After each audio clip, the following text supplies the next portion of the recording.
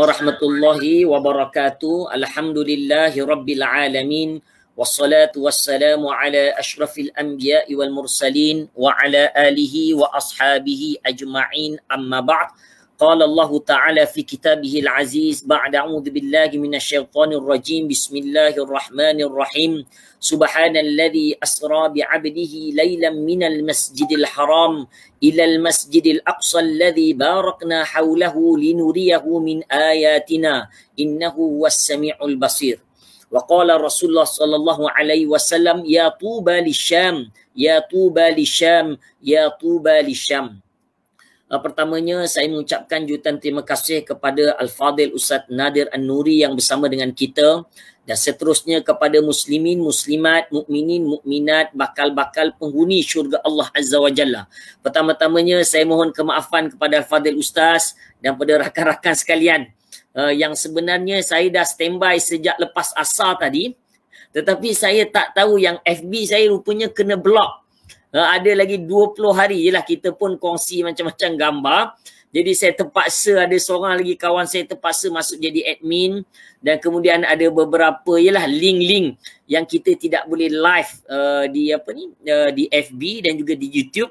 Jadi apa yang ada saja yang kita dapat bersama, saya pasti banyak lagi rakan-rakan kita yang masih belum masuk, belum bersama, tapi kita harap kepada rakan-rakan yang telah hadir dengan kita, kita harap dapat share, kongsikan kita punya live kita hari ini, kerana bukan mudah Persatuan Institut Taufik Akwam Pitas dapat bersama dengan Al-Fadil Ustaz Nadir An-Nuri yang dibawakan khas untuk para hufaz di luar sana, yang mana untuk pengetahuan semua, Al-Fadil Ustaz Nadir merupakan seorang rakyat Malaysia yang satu-satunya saya pasti kini berada di sana untuk membantu sebagai sebuah NGO merangkap CEO Persatuan Cinta Gazah Malaysia. Apa khabar Al-Fadil Ustaz?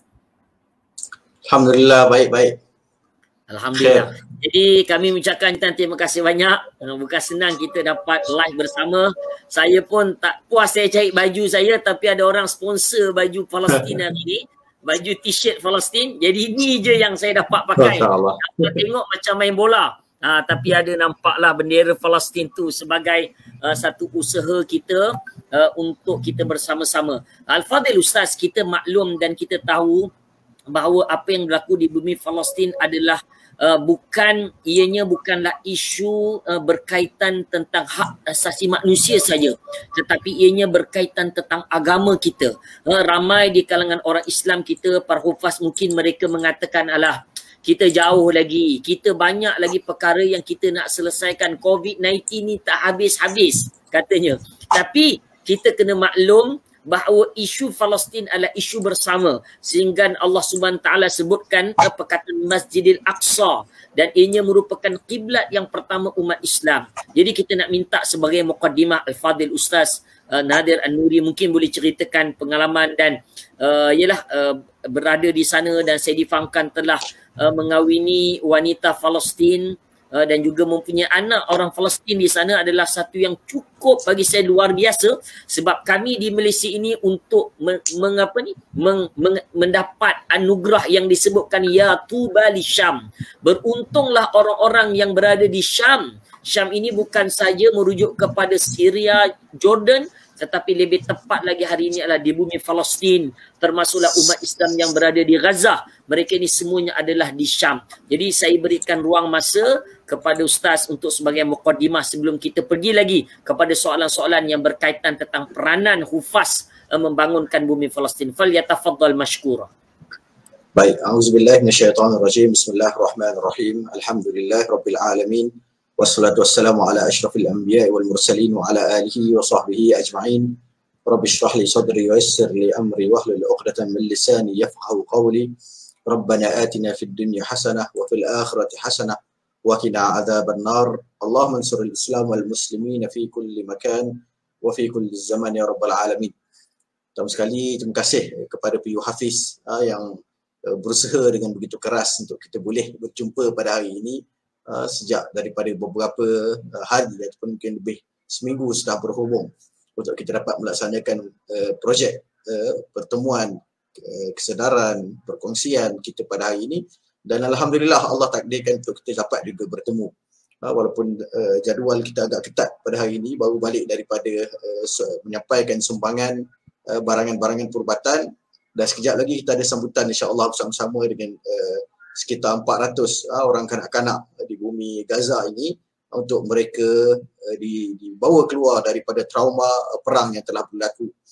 Yang kedua, terima kasih kepada Persatuan Institusi Tahfiz Al-Quran Negeri Selangor atas inisiatif ini juga untuk membangunkan para hufaz, masya-Allah, untuk membangunkan para pelajar, pewaris generasi pelapis perjuangan Islam di masa akan datang, insya-Allah. Tuan-tuan dan puan-puan yang dikasihi sekalian, saya berada di bumi Gaza ini sejak daripada 2013, iaitu hampir 10 tahun saya berada di bumi Palestin. Dan perjuangan untuk bumi Palestin ini bukanlah perjuangan yang baru sahaja bermula untuk orang-orang Islam. Kisah Palestin ni kita dengar sejak daripada kita kecil. Sejak daripada kita lahir dah ada dah isu Palestin ini. Dan kalau kita tengok dari segi sejarahnya, walaupun ramai orang kalau kita tanya bila bermulanya isu Palestin, maka akan disebutkan bahawa isu Palestin ini bermula pada tahun 1948 dengan peristiwa Nakbah. Tetapi hakikatnya isu Palestin bermula lama sebelum daripada itu. Isu Palestin ini bermula dengan wujudnya idea yang disebut sebagai idea Zionism pada tahun 1860-an, sekitar 1860-an. Dan akhirnya pada tahun 1897 mereka laksanakan idea tersebut di atas bumi nyata dengan seorang tokoh mereka yang kita kenal, nama mereka selalu disebut, iaitu Theodor Herzl. Theodor Herzl ini yang membawa idea Zionism itu ke bumi nyata dengan mengadakan kongres Zionis yang pertama di Basel di Swiss. Tetapi kalau kita melihat dengan lebih jauh lagi, kita pergi untuk melihat berkenaan dengan kisah orang-orang Yahudi, maka kita akan dapati sejarah mereka jauh lebih panjang daripada itu. Sebab kita tahu orang-orang Yahudi ini adalah sebahagian daripada Bani Israel. Dan Bani Israel ini sejarahnya di dalam Islam kita cukup kenal. Nama Israel itu sendiri adalah nama salah seorang Nabi kita, iaitu Nabi Yaqub alaihi salam. Dan Nabi Yaqub ini kita tahu ayahnya siapa? Ayah kepada Nabi Yaqub ialah Nabi Ishaq. Dan ayah kepada Ishaq ialah Nabi Ibrahim. Maka Nabi Ibrahim ni dia berkahwin dengan dua orang wanita. Seorang isteri dan seorang jariyah. Yang pertama sekali isterinya yang bernama Sarah dan jariyah yang bernama Hajar. Hajar melahirkan Nabi yang namanya Nabi Ismail. Nabi Ismail merupakan susu galuh orang-orang Arab pada hari ini. Dan yang kedua ialah Nabi yang namanya Ishaq. Ishaq melahirkan Nabi yang bernama Yaqub. Dan Yaqub ini ada 12 orang anak sebagaimana yang kita selalu dengar. Dan 12 orang anak ini disebut sebagai asbat Bani Israel. Asbat Bani Israel, iaitu susu galuh kepada Nabi Israel, kepada Bani Israel yang kita lihat pada hari ini. Dengan sebab kalian ini masya-Allah adalah pelajar-pelajar tahfiz, hufaz Al-Quran, mereka yang dekat dengan Al-Quran, maka kalian perlu tahu bahawa para ulama menyebutkan bahawa secara amnya orang-orang Israel ini semuanya adalah anak kepada Nabi Yaqub. Tetapi ada satu pecahan daripada orang-orang Israel ini bila mana digunakan dalam konotasi negatif di dalam Al-Quran, mereka ini disebut sebagai Al-Yahud. Sebab itulah dalam Quran ada istilah penggunaannya Israel dan ada istilah penggunaannya Yahud. Bila disebutkan tentang Bani Israel sebagai sebuah kaum tanpa adanya tekanan kepada beberapa sifat buruk yang ada pada mereka, maka istilah yang digunakan ialah Israel. Tetapi bila mana ada konotasi yang tidak baik ke atas mereka, maka digunakan istilah Al-Yahud, sebagaimana ayat yang biasa kita dengar, a'udzubillahi minasyaitonirrajim, walan tarda ankal yahud walan nasara hatta tattabi'a millatahum. Nabi Allah sebutkan dalam Al-Quran bahawa ada dua golongan, dua kelompok yang tidak akan redha kepada kalian sampailah kalian ikut mereka ini, iaitu yang pertama namanya Al-Yahud, yang kedua namanya An-Nasara. Allah tak sebut dalam Al-Quran walan tarda ankal Israel walan Nasara, Allah sebutkan Al-Yahud. Dan begitu juga kalau kita tengok sahabat-sahabat kita yang lain, contohnya Ustaz Syahari Abdul Rahman mengupas sangat baik isu Yahudi ini. Disebutkan bahawa orang-orang Yahudi ini dia ada 8M, sifat 8M yang ada pada mereka: membunuh, menipu, mengkhianati dan sebagainya. kalian boleh tengok dan boleh kaji dengan lebih mendalam apa yang disebutkan tentang Bani Yahudi ini. Maka Bani Yahudi ini, adakah mereka ada ketuanan sebenarnya di bumi Palestin? Mereka selalu sebut bahawa mereka ada ketuanan, tetapi ketuanan itu berdasarkan dua aspek yang hari ini kita nak sebutkan kepada kalian, dan sebenarnya aspek-aspek ini sangat mudah untuk diruntuhkan. Yang pertama sekali, orang-orang Israel menyebutkan bahawa mereka ada hak ke atas bumi Palestin ini dari aspek agama, sebab mereka ini adalah bangsa yang terpilih, the chosen people, untuk tempat yang terpilih, for the chosen land. Mereka ini rasakan mereka sangat istimewa, dan tempat mereka ini iaitu bumi Palestin adalah bumi yang dikhaskan untuk mereka. Adakah betul Bani Yahudi ini disebutkan sebagai bangsa yang istimewa? Betul. Tetapi adakah mereka satu-satunya bangsa yang disebut sebagai bangsa yang terpilih? Tidak. Dan satu ayat yang kalian boleh juga kaji dengan lebih mendalam selepas daripada ini yang membuktikan kata ini, iaitu ayat kuntum khairu ummatin ukhrijat linnas ta'muruna bil ma'ruf wa tanhauna 'anil munkar. Allah sebutkan bahawa sebaik-baik kaum ini yang keluar, yang ada daripada kalangan manusia, ada dua syarat. Satu, mereka ini ta'muruna bil ma'ruf wa tanhauna 'anil munkar, menyuruh kepada kebaikan dan mencegah daripada kemungkaran, daripada keburukan. Jadi orang-orang Yahudi ini bila mana mereka keluar daripada kepompong orang-orang yang mencegah kepada kebaikan, dan mereka keluar daripada kepompong orang yang menyuruh kepada kebaikan. Lebih-lebih lagi bila mana mereka ini keluar sebenarnya daripada akidah terus, tidak lagi bersama dengan agama Hanif yang dibawa oleh nabi-nabi mereka seperti Nabi Musa, tetapi mereka ini keluar dan mereka ada ikut ajaran mereka sendiri, iaitu agama Yahudi. Maka tuan-tuan dan puan-puan, mereka sebenarnya dari segi agama telah terkeluar daripada pemilihan yang disebutkan, yang mereka sebutkan the chosen people for the chosen land. Dan dari segi sejarah juga, bumi ini bukanlah bumi milik mereka. Kalau kita baca sejarah sejak daripada zaman dahulu, ribuan tahun dahulu, betul mereka mengasaskan negara di bumi Palestin ini yang disebut sebagai negara Judea dan Samara. Tetapi sejarahnya kita juga faham dan juga tahu bahawa bila mana Nabi Musa alaihissalam mengarahkan supaya mereka masuk bersama-samanya ke bumi ini, maka dia tolak. Dia tak nak masuk, dia takut nak masuk, dia tidak mahu bersusah-susah, sampaikan akhirnya mereka dihukum terusir dan duduk merempat di muka bumi, berjalan dan berpusing-pusing sampai selama 40 tahun sebelum akhirnya mereka kembali ke bumi Palestin dan mereka wujudkan Judea dan Samara. Maksudnya dari segi sejarah, adakah mereka ada ketuanan ke atas bumi Palestin? Ada. Tapi kisahnya apa? Kisahnya macam orang yang datang ke rumah Ustaz Hafiz contohnya. Dia ketuk rumah Ustaz Hafiz dan dia kata, Ustaz Hafiz, rumah ni saya yang punya. Maka Ustaz Hafiz pun pelik. Dia rasa macam dah lama dia duduk kat sini. Dah puluh-puluh tahun, dah ratusan tahun dia duduk kat sini. Maka dia tanya balik kepada orang Yahudi. Orang Yahudi, engkau ni sejak bila kau duduk kat sini yang kau kata rumah ni rumah kau? Maka kita akan jawab semula kepada orang Yahudi tersebut, ataupun orang Yahudi itu dia akan jawab kepada kita. Dia akan kata, aku dah duduk kat sini sejak daripada 2000 tahun yang lepas. Aku duduk kat sini 2000 tahun yang lepas. Jadi kalau kita boleh terima perkara itu dengan logik, bahawa orang yang duduk 2000 tahun lepas datang kepada kita dan kata rumah kita rumah mereka, maka kita boleh terima dari segi sejarah bahawa bumi Palestin ini adalah milik orang-orang Yahudi. Sebab sebenarnya 2000 tahun yang lepas itu mereka tinggal, kemudiannya mereka keluar apabila kawasan ini dijajah oleh Rom, dan seterusnya beralih kepimpinan demi kepimpinan, empayar demi empayar, sampailah jatuh kepada tangan orang-orang Islam dan dimiliki di bawah tangan-tangan orang-orang Islam selama lebih kurang 600 tahun di bawah kerajaan Turki Osmaniyah sebelum jatuh semula ke tangan British dan akhirnya dirampas semula atau dibahagi-bahagikan kepada mereka oleh kuasa-kuasa British dan Perancis ketika itu melalui perjanjian yang kita baca, Sykes-Picot dan sebagainya, yang memecah-mecahkan tanah empayar Uthmaniyah itu kepada kerajaan-kerajaan dan negara-negara yang baru seperti Israel. Maka dari segi agama mereka tidak ada hak ke atas bumi Palestin, dan dari segi sejarah pun mereka tidak ada hak ke atas bumi Palestin.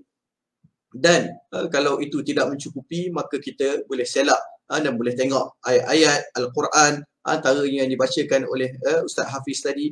Ayat pertama daripada surah Al-Isra yang menceritakan tentang kehebatan bumi ini dan pentingnya ia di kalangan orang-orang Islam jalan bagaimana Nabi diperjalankan daripada Masjidil Haram sampailah ke kawasan Masjid Al-Aqsa ini yang diberkati, dan juga hadis yang banyak yang menceritakan tentang keberkatan bumi Syam. Antaranya bila mana para sahabat bertanya kepada Rasulullah sallallahu alaihi wasallam di akhir zaman nanti bila mana berlaku pergaduhan, pergelutan, perpecahan, apakah yang perlu kami lakukan? Maka Rasulullah sallallahu alaihi wasallam menjawab kepada para sahabat, mereka sebutkan alaika bisyam, alaika bisyam, alaika bisyam. Hendaklah kamu pergi ke bumi Syam, maka kamu akan selamat.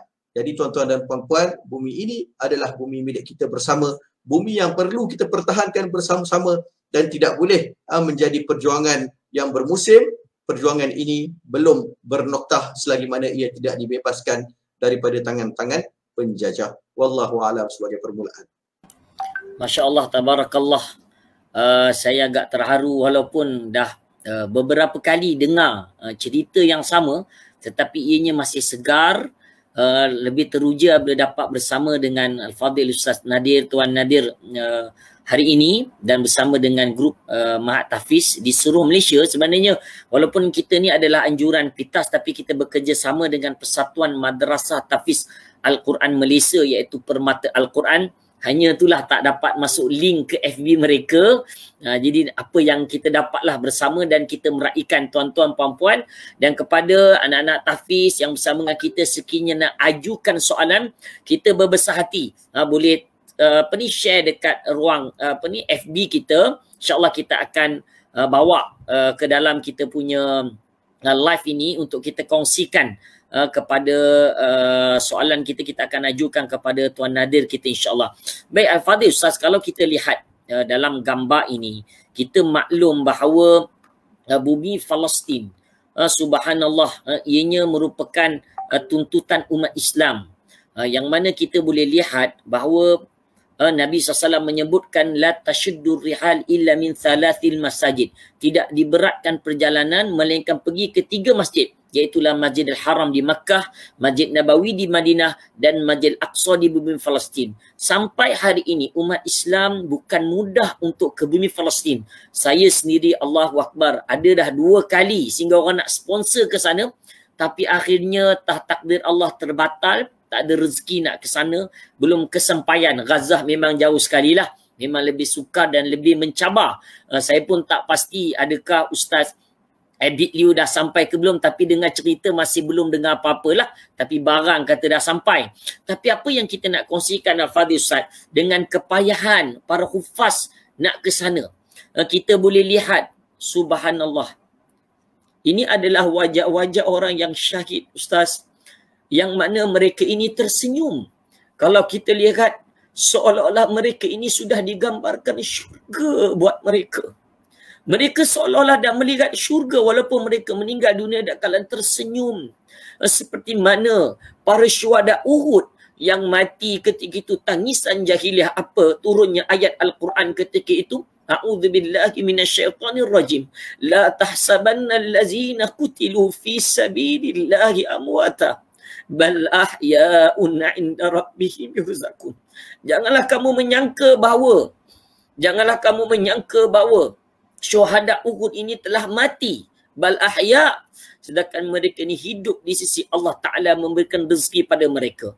Selepas 40 tahun berlakunya banjir besar di bumi Madinah, sehingga kan jenazah-jenazah para syuhada Uhud ni, termasuk bapa saudara Rasulullah SAW, ketika itu jasadnya terkeluar, dan para ulama menyebut dan dinakalkan dalam kitab-kitab oleh asal para sahabat, yang mana jenazah ini diangkat dan diletakkan di tempat hari ini. Maka para ulama ketika itu, para tabi'in mengatakan bahawa jasad mereka seperti hidup.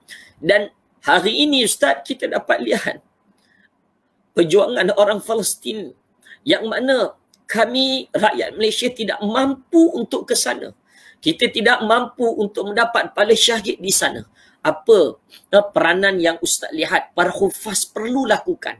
Sebab di sana adalah medan ilmu yang sebenar, tetapi rumah mereka, masjid mereka hancur, tempat pembelajaran mereka musnah, guru-guru Quran mereka dibunuh. Jadi apa nasihat Ustaz khususnya kepada para hufaz sebagai tunjang satu hari nanti untuk membela bumi Palestin? Falyatafaddal mashkura Ustaz.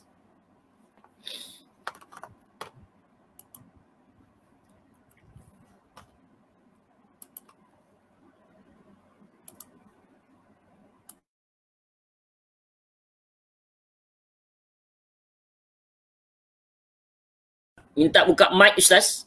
Ustaz Nadir. Okey. Dengar. Baik. Terima kasih kepada Ustaz Hafiz atas apa yang dilontarkan. Dan sebagaimana yang disebutkan oleh Ustaz Hafiz, para syuhada ini mereka tidak mati tetapi mereka ini bal ahya, hidup di sisi Tuhan mereka. Dan alhamdulillah antara pengalaman yang saya rasa sangat besar yang kita boleh dapat di bumi Gaza ini, bila mana kita berdepan dan kita berjumpa dengan orang kata syahidul hayy. Syahidul hayy ni maksudnya kita jumpa dia dalam keadaan dia masih lagi hidup, tapi rupanya dia telah ditakdirkan untuk syahid. Dan pengalaman ini kita nampak bagaimana mereka ini mati dalam keadaan tersenyum, bagaimana mereka jenazah mereka yang begitu lama duduk terkubur, tetapi bila mana digali semula dia dapati berada dalam keadaan yang baik. Dan saya ingat satu peristiwa yang berlaku dengan keluarga terdekat saya sendiri, iaitu yang berlaku dengan adik ipar saya. Yang mana adik ipar saya ini pada tahun 2014, perang yang berlaku pada tahun 2014, saya duduk di bumi Gaza ketika itu dalam perang selama 51 hari. Dan saya berkahwin pada tahun 2016. Jadi sahabat ni ataupun adik ipar ni, masa tu dia belum lagi adik ipar, tapi kita cukup kenal dengan dia, kita baik dengan dia. Dan pemuda ini namanya Abdullah Al-Minawi. Jadi Abdullah Al-Minawi ni seorang tentera Brigade Izzuddin Al-Qassam. Dan kita tahu Brigade Izzuddin Al-Qassam ni, kita tak boleh kenal bahawa dia adalah sebahagian daripada Brigade Izzuddin Al-Qassam kecuali bila mana dia meninggal. Sebab bila mana dia meninggal, maka akan dinaikkan poster-poster, gambar-gambar yang memaklumkan bahawa beliau ini adalah sebahagian daripada Brigade Al-Qassam. Dalam keadaan mereka hidup, untuk menjaga keikhlasan, dia tak maklumkan kepada siapa-siapa bahawa dia adalah sebahagian daripada Brigade Al-Qassam.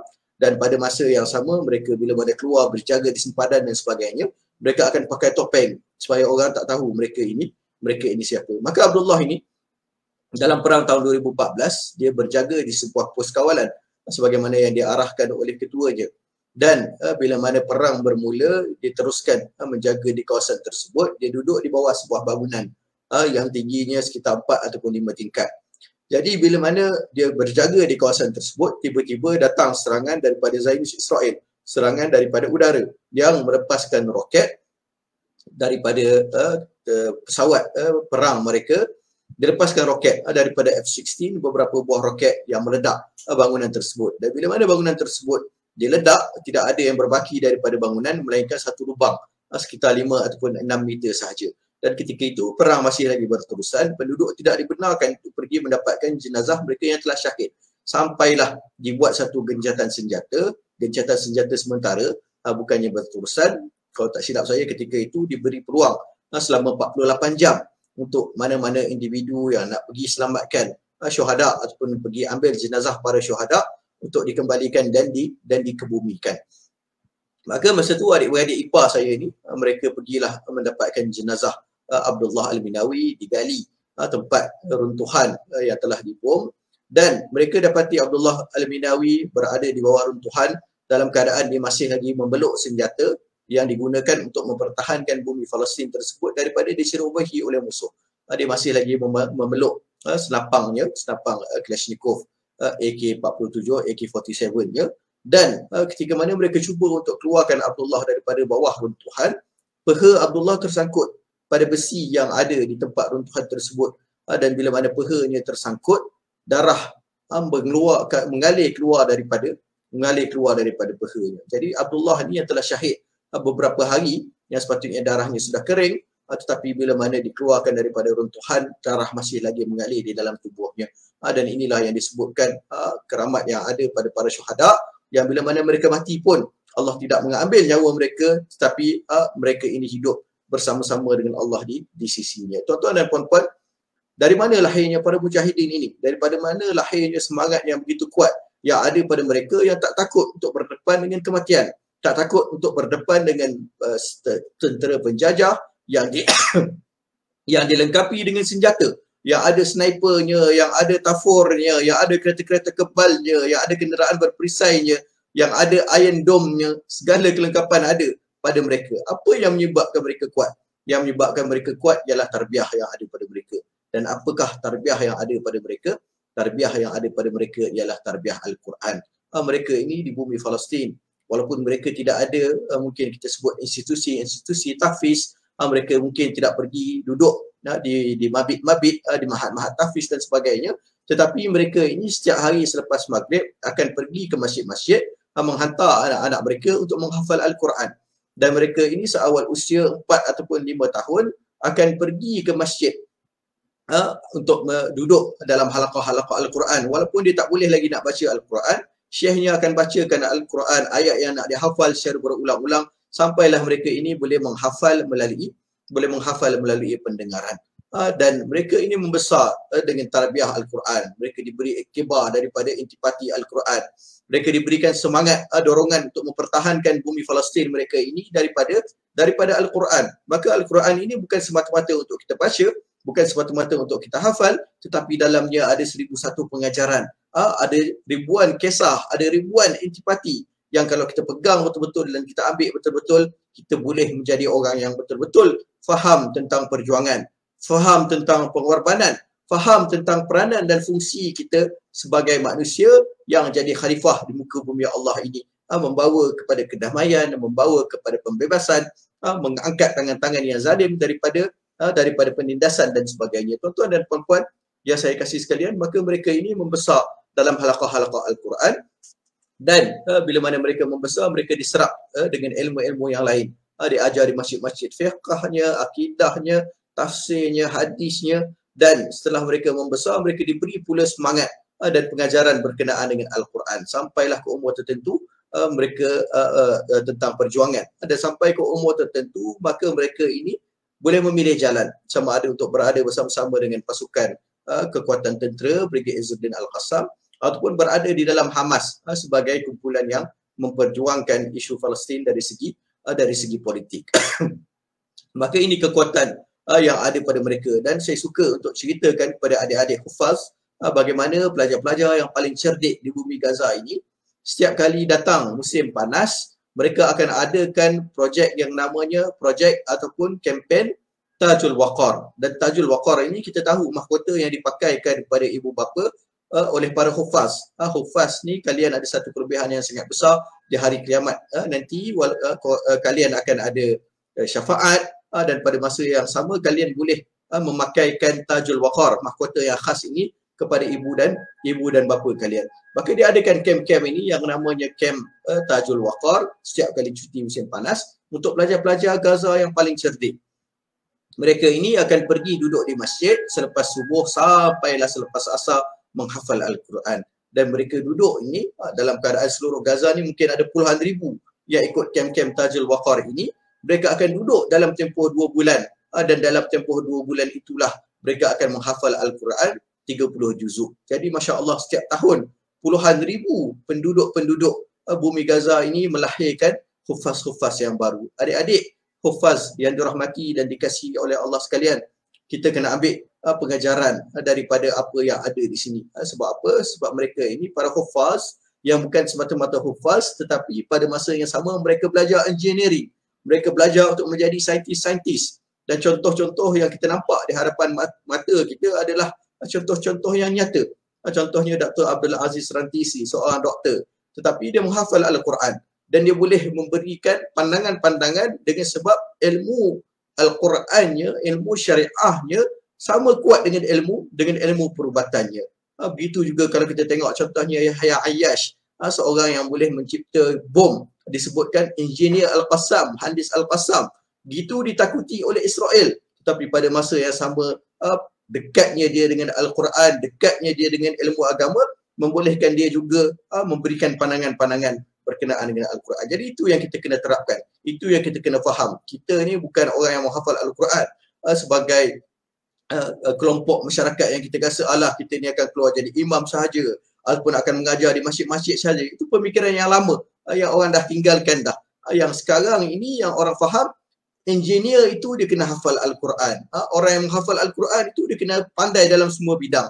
Mereka inilah yang akan memimpin generasi pembebasan Al-Aqsa kelak, insya-Allah, bersama-sama dengan pemuda-pemuda Palestin yang ada di bumi Palestin ketika itu. Alhamdulillah, kami mengucapkan jutaan terima kasih kepada Al-Fadhil Ustaz di atas perkongsian tadi. Baik, kita nak teruskan dengan, mungkin saya nampak mungkin soalan akhir sebelum kita pergi buka satu soalan, sebab saya difahamkan pun Ustaz ada lagi program yang lain. Kita maklum, kalau kita lihat ini gambar yang dikongsikan dalam Telegram Al-Fadhil Ustaz Nadir An-Nuri sendiri. Tuan-puan boleh pergi ke Telegram, boleh tekan Nadir An-Nuri, boleh subscribe di sana. Tengok macam bantal peluk, tapi rupanya adalah bom, peluru besar yang amat menakutkan kita. Sehingga kan subhanallah, mereka berjuang meninggalkan ahli keluarga, tempat sekolah mereka dibom, hancur musnah tempat pendidikan mereka. Anak-anak ni tidak dibela. Dan subhanallah, kita dapat lihat betapa hebatnya Fadhil Ustaz, anak-anak ini berjuang, mereka, hati mereka cukup kental.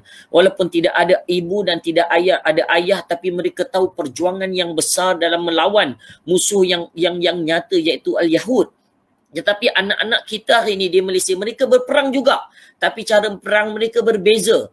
Cara perang mereka dengan apa? Dengan kita sebutkan dalam keadaan mereka berperang dengan Mobile Legends-nya, PUBG-nya, Dota 2-nya dan macam-macam. Tapi kita boleh lihat perjuangan orang-orang Palestin berkumpul, menunjukkan semangat, persetujuan dan ukhuwah yang dibina adalah satu perkara yang amat besar. Jadi saya nak pergi kepada Al-Fadhil Ustaz, apakah tarbiyah selain yang unik? Kita tahu tadi tarbiyah Al-Quran di Malaysia pun, ya, tarbiyah Al-Quran juga. Tetapi sudah pasti ada di sana mungkin perkongsian yang unik yang diajarkan oleh anak-anak ini, sehingga mereka ini berani ke hadapan dalam hidup mereka. Mereka, ialah walaupun mereka tidak sampai dapat berkahwin, mereka tidak ada game-game seperti dekat Malaysia yang dahsyat ni.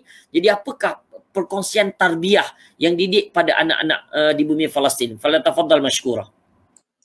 Baik, terima kasih Ustaz Hafiz. Saya rasa anak-anak di bumi Gaza ini, tarbiyah semula jadi yang ada pada mereka ialah bila mana mereka hidup dalam suasana yang memaksa mereka untuk jadi kuat, memaksa mereka untuk berkorban, memaksa mereka untuk memberi. Sebab kita tahu di bumi Palestin ini secara am, ya, tidak ada satu rumah pun melainkan rumah itu ada sekurang-kurangnya seorang syuhada, ataupun sekurang-kurangnya kalau tak ada syahid pun ada orang yang tangannya putus, kakinya putus, terpaksa menggunakan kursi roda sebab dibom oleh Israel. Ataupun kalau tak ada orang yang cedera pun, rumah itu akan ada tahanan-tahanan Palestin yang duduk di dalam penjara-penjara Israel. Jadi bila mana mereka melihat di sekeliling mereka, mereka akan dapati, oh, ini syahid ni sebab lawan dengan Israel. Ini kakinya putus sebab kena bom dengan Israel. Ini ada dalam tahanan penjara Israel. Berbelas-belas tahun, berpuluh-puluh tahun duduk di dalam penjara dan tidak dapat dibela, tidak dapat dibebaskan. Jadi bila mereka tengok keadaan sedemikian, mereka rasa tercabar. Mereka rasa kita kena buat sesuatu. Kita kena jadi kuat. Kita kena berusaha untuk jadi lebih hebat daripada keadaan kita sekarang. Dan saya rasa walaupun kita di Malaysia mungkin tidak berhadapan dengan situasi yang sama, tetapi kita sebenarnya boleh mengajar anak-anak kita untuk keluar daripada kepompong ataupun daripada keadaan zon selesa ini. Kita tengok sekarang ni, Masya Allah, kalau pusat-pusat tahfiz yang ada sekarang semuanya memberikan keselesaan kepada pelajar-pelajar. Tapi kalau tak selesa sikit, terpaksa tidur atas lantai dengan tilam contohnya, tak ada katil yang selesa, tak ada masalah. Bagi anak-anak keluar daripada kelompong selesa, jangan bagi mereka terlalu bermewah-mewahan. Ada pusat-pusat tahfiz yang kena makan seorang-seorang, tak boleh makan dalam talam. Bagi anak-anak rasakan ukhuwah itu bila mana mereka makan bersama-sama dengan kawan-kawan mereka.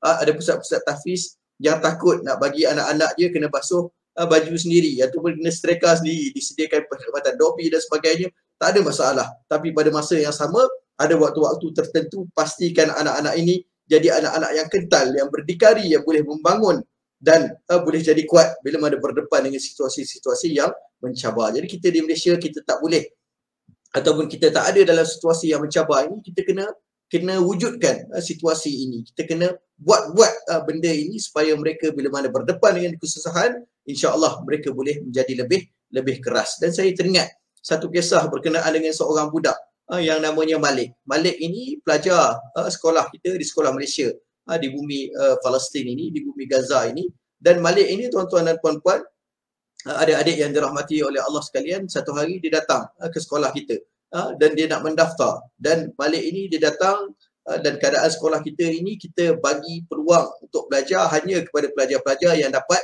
peratus dalam peperiksaan 90% ke atas sahaja, pelajar-pelajar yang paling cemerlang. Dan kita bagi beasiswa kepadanya 40% untuk semua pelajar yang datang. Jadi Malik ini datang bersama-sama dengan ayahnya.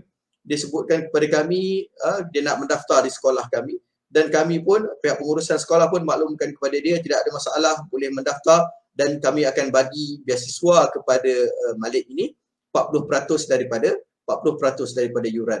Jadi Malik ini dipandang kepada pengetua sekolah, dia kata, wahai pengetua, saya ini sepatutnya dapat 50% beasiswa. Pengetua tanya kepada dia, kenapa?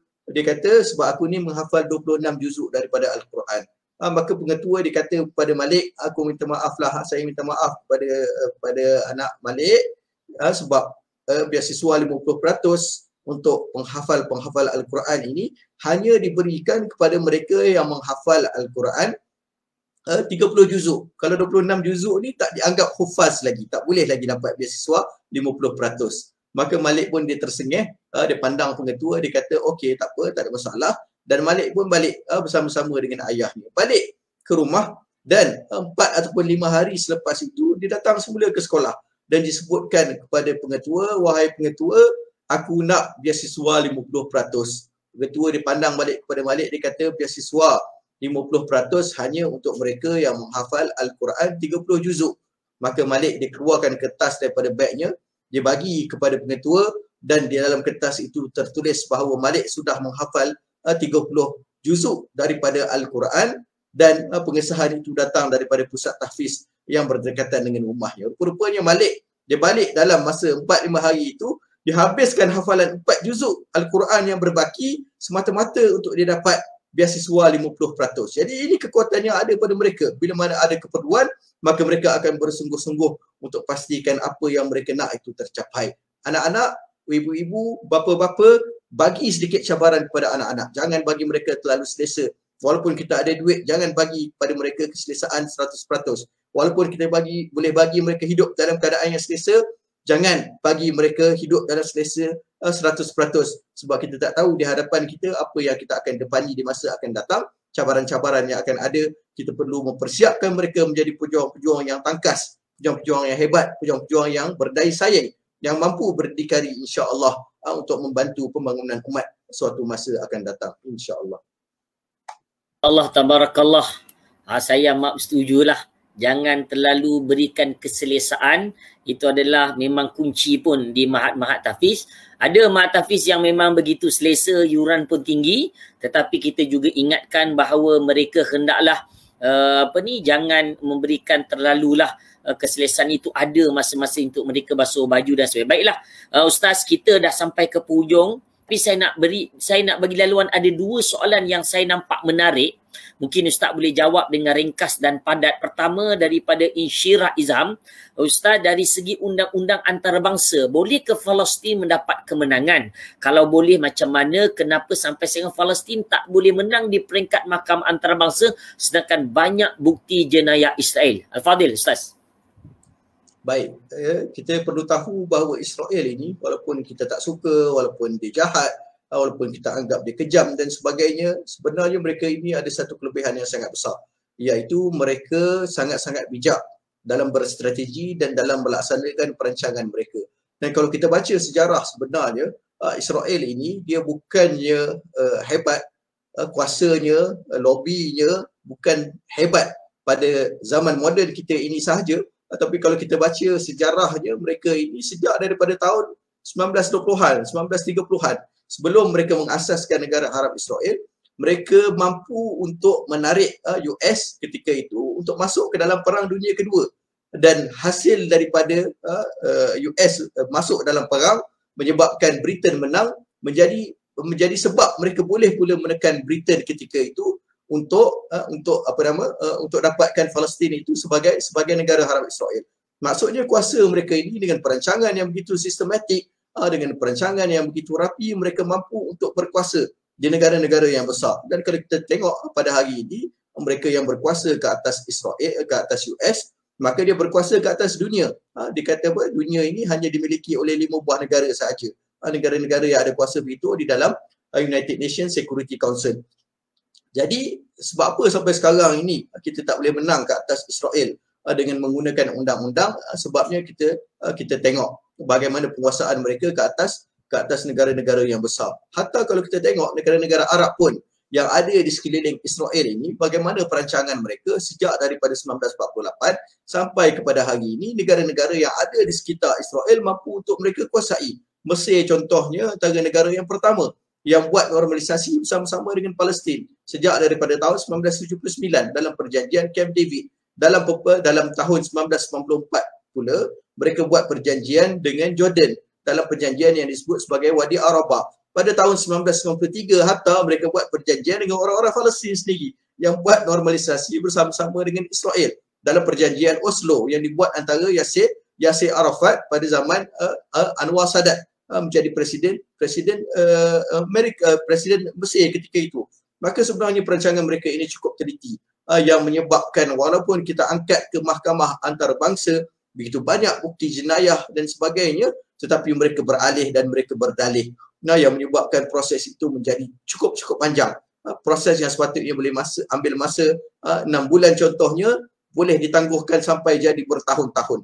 Banyak sebenarnya kalau kita nak bincangkan berkenaan dengan isu Israel ini, kesalahan yang mereka buat dari segi undang-undang, resolusi yang dikeluarkan untuk menentang mereka tetapi akhirnya divetokan oleh US dan sebagainya.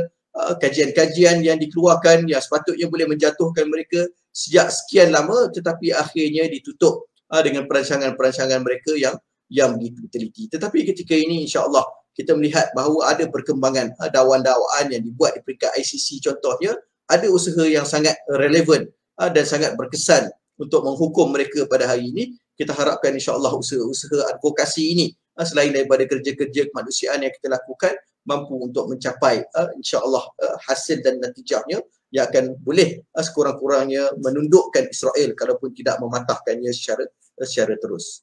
Wallahu a'lam. Masya-Allah, tabarakallah. Jawapan yang tuntas sekali. Baiklah Ustaz, saya pergi pada soalan akhir daripada Beauty by Ninda Haura. Apa hukum Ustaz cakap kalau kamu tak ikut cakap saya maka kamu sah jadi Fatah, kamu bukan Hamas? Kadang-kadang pergolakan ataupun di Malaysia ni kadang tak faham antara Fatah dengan Hamas. Jadi mungkin Ustaz boleh ringkaskan dan untuk menjawab soalan ni. Silakan Ustaz.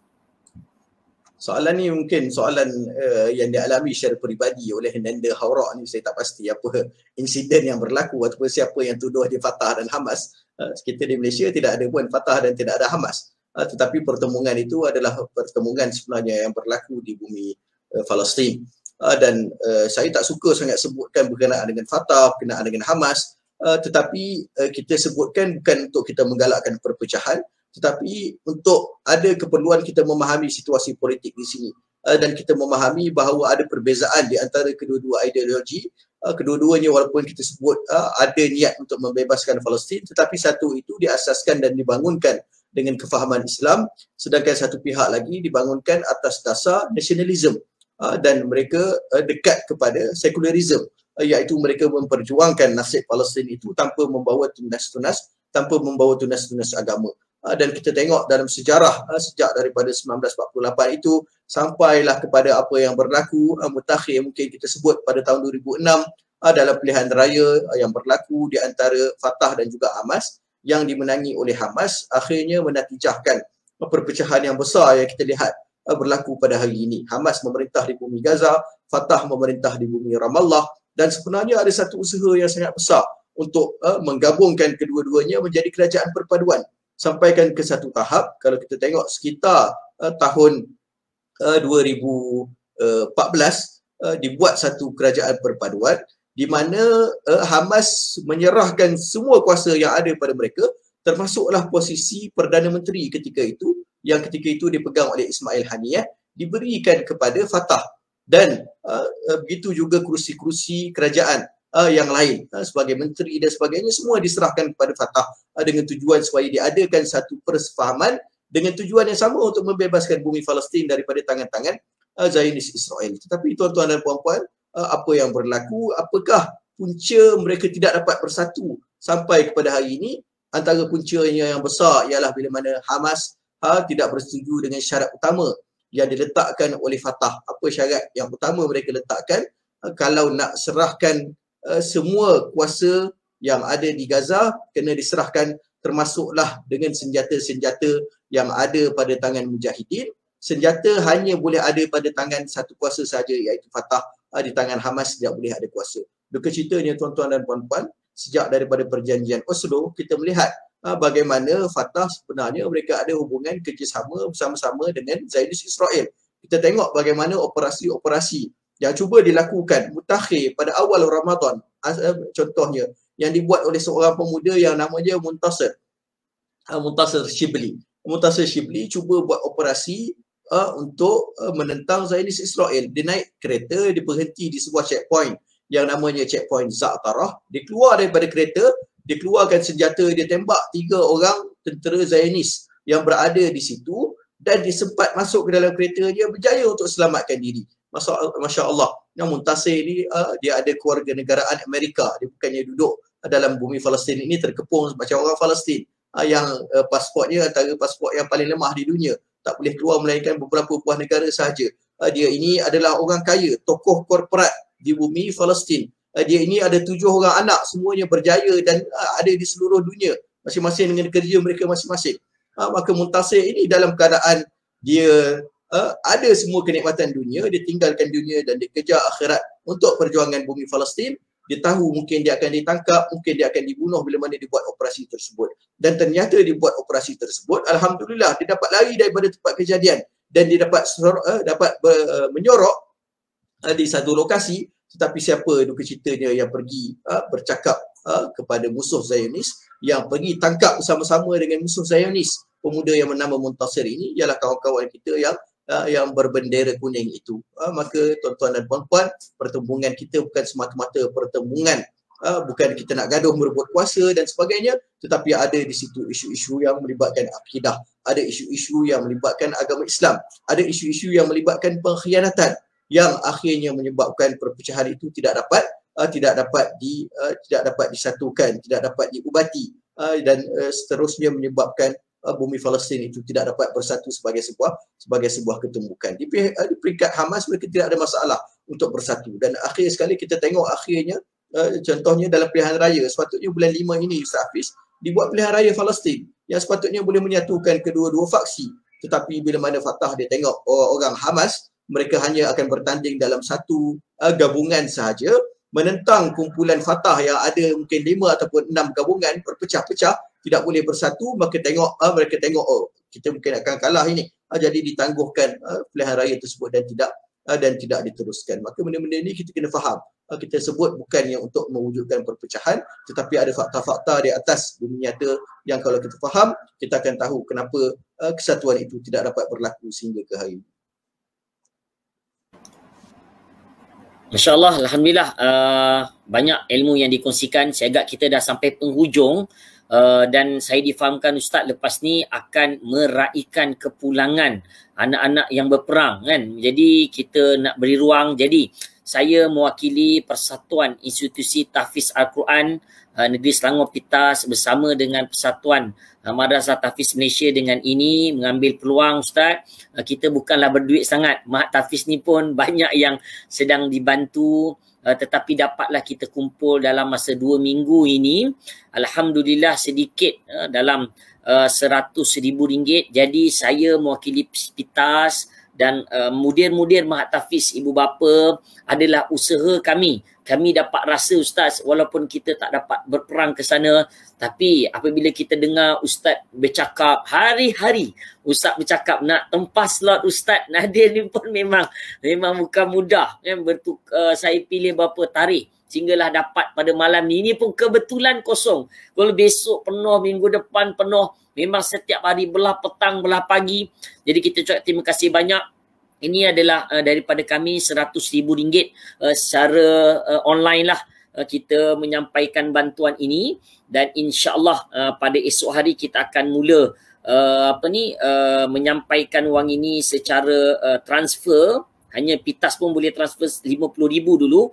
Jadi insyaAllah kita akan transfer selama 2 hari kepada Al-Fadhil Ustaz melalui Persatuan Cinta Gaza Malaysia, yang kita harapkan mudah-mudahan ianya tak banyak sikit dapat membantu Al-Fadhil Ustaz, membantu pendidikan khususnya pusat-pusat, walaupun tak banyak, tak macam persatuan lain Ustaz, ratusan ribu, jutaan ringgit. Kita adalah sedikit yang kita kongsikan, kita sampaikan amanah ini daripada mudir, daripada Muhammad Tafiz, daripada ibu bapa. Mudah-mudahan ia manfaat. Mungkin boleh sedikit ucapan akhir daripada Ustaz atas penyampaian ini. Silakan Fadhil Ustaz.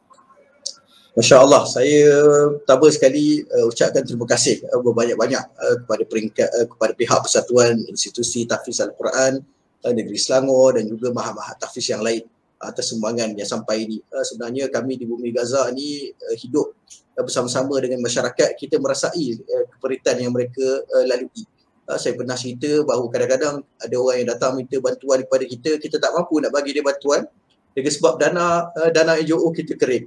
Kita tak mampu untuk bagi bantuan kepada anak-anaknya, dan kadang-kadang kita jumpa balik dengan sahabat kita ini, bila mana kita tak mampu bagi dia bantuan, kita tanya balik khabar anak ni, dia kata, ya Allah, anak aku alhamdulillah Allah dah rehatkan, Allah dah kembalikannya untuk pergi duduk dengan Allah dah tarik nyawanya sebab dia tak mampu nak dibantu. Jadi bila kita dengar tentang syuhada, contohnya syuhada ini bukan semata-mata angka untuk kita, tetapi mereka ini adalah ahli keluarga kita, mereka ini adalah jiran kita, kawan-kawan kita di universiti.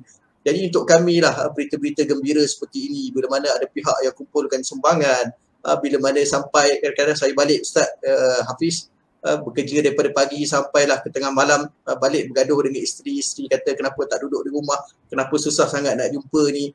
Jadi kadang-kadang kita buka SMS kita buka WhatsApp kita, ada sumbangan-sumbangan yang sampai daripada rakan-rakan, macam rakan-rakan daripada PITAS.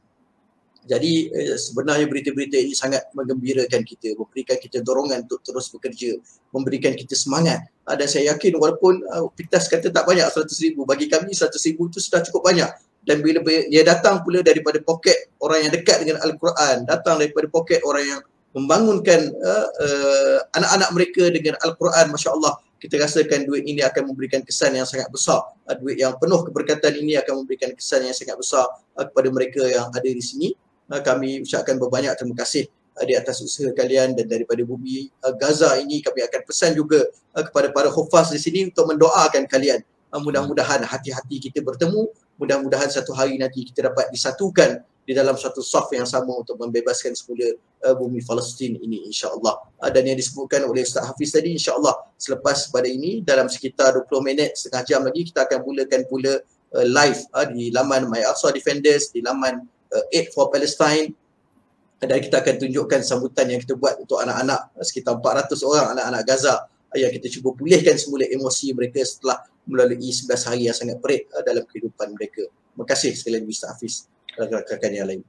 Alhamdulillah, PITAS dan juga Permata Akuan mengucapkan jutaan terima kasih banyak kepada Al-Fadhil Ustaz Nadir An-Nuri di atas perkongsian yang hebat. InsyaAllah kalau ada ruang, kesempatan akan datang, kita akan bersama lagi dalam episod-episod yang lain, mungkin bersama dengan anak-anak tahfiz. Mungkin kita panggil wakil tahfiz yang mahir untuk dia berkongsi, mungkin bahasa Arab, Ustaz boleh terjemahkan. Mungkin ada pengalaman-pengalaman yang lain setelah bereda, setelah mereka diberikan motivasi balik, insyaAllah. Jadi saya sekali mengucapkan jutaan terima kasih banyak kepada pihak Al-Fadhil Ustaz Nadir dan juga Persatuan Cinta Gaza Malaysia dan seluruhlah persatuan-persatuan yang terlibat. Mudah-mudahan Allah saja merahmati dan memberkati kita. Saya ucap terima kasih banyak pada Al-Fadhil Ustaz. Assalamualaikum warahmatullahi wabarakatuh. Waalaikumsalam warahmatullahi wabarakatuh.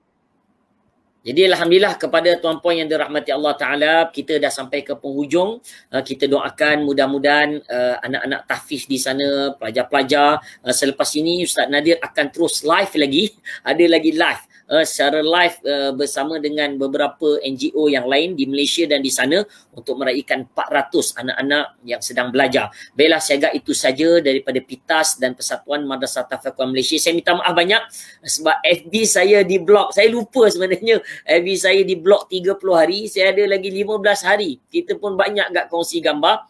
Jadi mana-mana page yang saya jadi admin tak boleh.